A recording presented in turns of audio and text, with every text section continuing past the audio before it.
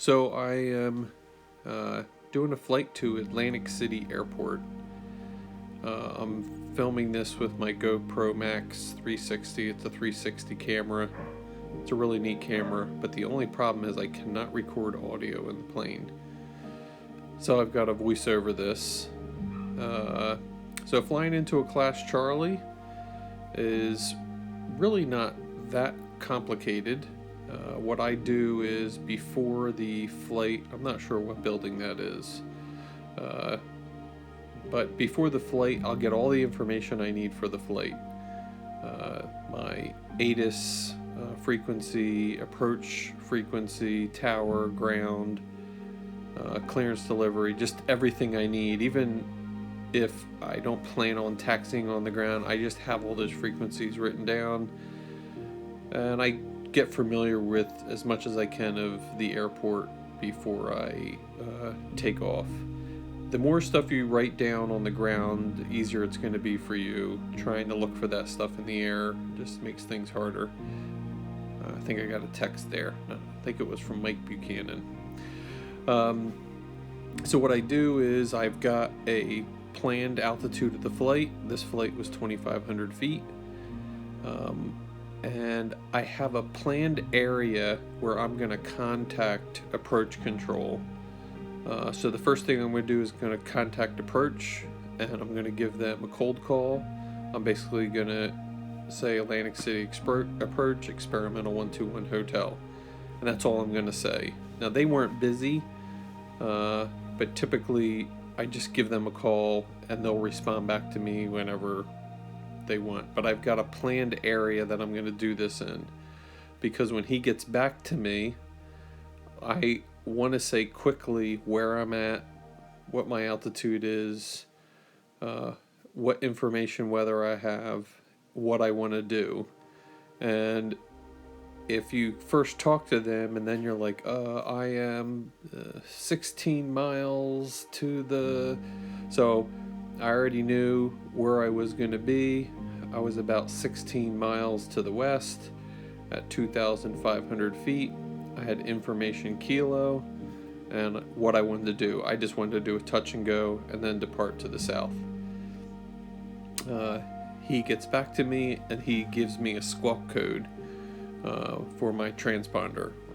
So he gives me my squawk. I repeat back the squawk, put the squawk code in. He comes back to me with radar contact, and he tells me what to expect from the tower.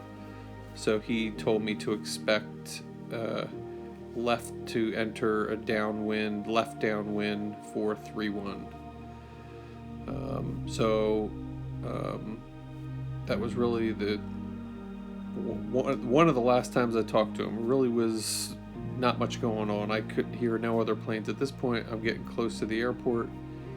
You can see the airport to my left, and approach tells me to contact tower. I contact the tower, and the tower had cleared me for cleared for the option for 31. Right now, I'm crossing over runway 04, I believe. You can see that going just to my left. That's a 6,000 foot runway, so they cleared me there.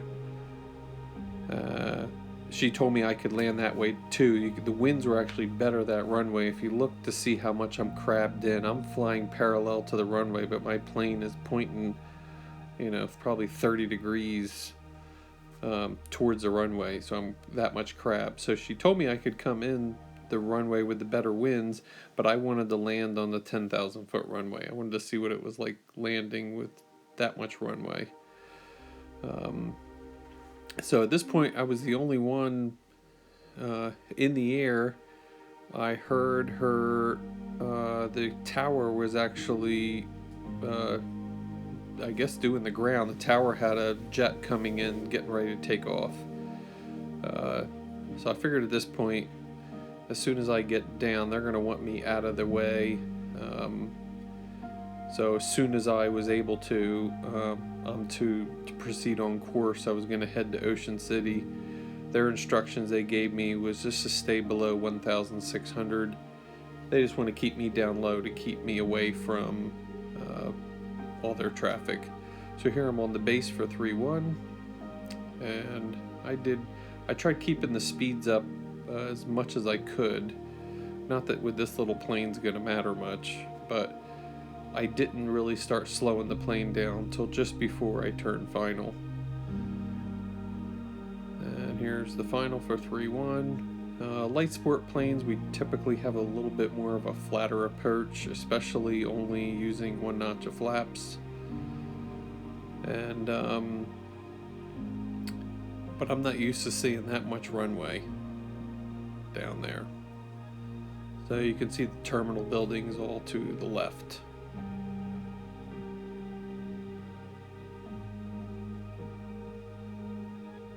So I tried putting it down right where all the jet tires, you can see where they all land. They're basically aiming for those bars, those 3 blocks there. That's where the jets are aiming for. So basically, as soon as I touched down, I took back off, and this is where the tower told me to turn off as soon as I could. So as soon as I got to 500 feet, I turned off and proceeded on course for Ocean City.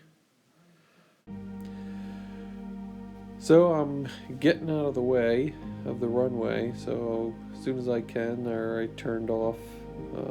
You can see runway 04, that's where they were going to let me come in if I wanted to, but it was neat going down the 10,000 foot runway. From here, the tower switches me to Atlantic City departure, which is actually the same person I was talking to for Atlantic City approach. It's actually the same frequency, but now I'm just calling them departure. And they were real nice at Atlantic City. He offered me to have flight following for the rest of my flight. He told me I can keep the squawk code and land at Ocean City and just contact him as soon as I'm back up in the air again. But I was okay with not having flight following. So as soon as I told him that, he told me to squawk VFR and frequency change approved. And that was basically it. So real pleasant experience going into Atlantic City.